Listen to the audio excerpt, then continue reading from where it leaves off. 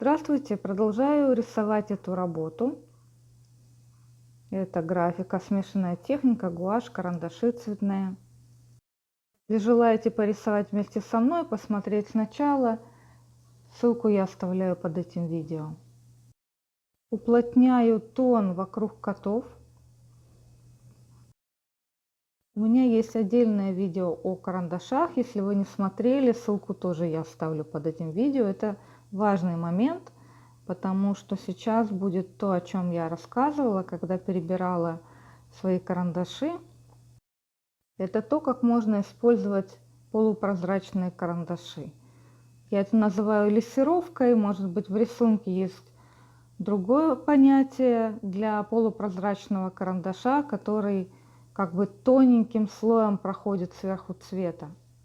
Это позволяет мне не кардинально поменять цвет, а по чуть-чуть, по капельке изменить его, чтобы увидеть разницу. Я говорю об этом восковом мелке. Он больше воска, чем пигмента. Налейте себе чай. Будем рисовать, балдеть и пить чай вместе. Усиливаю карандашом тонально заднюю стенку голубым. В том же направлении штрихую внизу. Уже можно думать о том, каким по тону и цвету будет рыжий кот, который сзади белого. Оранжевая гуашь и белила. Чтобы сделать небольшие яркие элементы в своих работах, я использую восковой мелок. Но сегодня у меня задача обойтись гуашью и карандашами, то, что есть у всех. Ну вот потихонечку кот рыжий приобретает силуэт. Он будет тоже светлый на фоне темных кустов. Таким образом, по рисунку прохожусь, смотрю, где он выглядывает.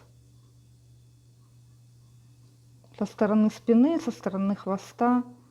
Думаю о силуэте, чтобы это тоже было вместе гармонично. Далее я займусь стеной. Подбираю цвет карандаша, такой откровенный голубой. Можете видеть, как при штриховке тонально меняется и по цвету все. Далее прорабатываю по силуэту своих персонажей, котов.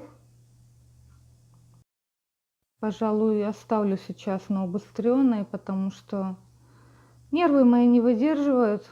Все очень медленно. Беру цветной карандаш, оливковый оттенок зеленого. Смягчаю по касаниям между кустами и стеной.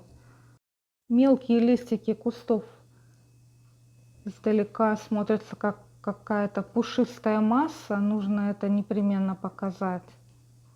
Я замешиваю, как вы видите, и зеленые, и синие, и красные, коричневые, бордовые. Цветными карандашами сложно уйти в грязь. Это уж нужно очень постараться. Желтый, серый и белый для светлой части стены. Распределяю солнечные зайчики, их игру там, где мне хочется. Фотореференс, кстати, под этим видео. Лучше смотрите на него, потому что, может быть, вам захочется свои пятна нарисовать как-то по-другому. Я не хочу вас ограничивать. Тут вы можете делать, как вам нравится. Потому что гуашь пластичный, укровистый материал. Если что-то пойдет не так, можно сверху записать. Чтобы объединить верх композиции по цвету с низом композиции, я добавляю желтые пятна на спину кошки. Представлю, что на кошку падает луч света. Ну а далее я думаю о тоне, подчеркиваю хвост, работаю с силуэтом.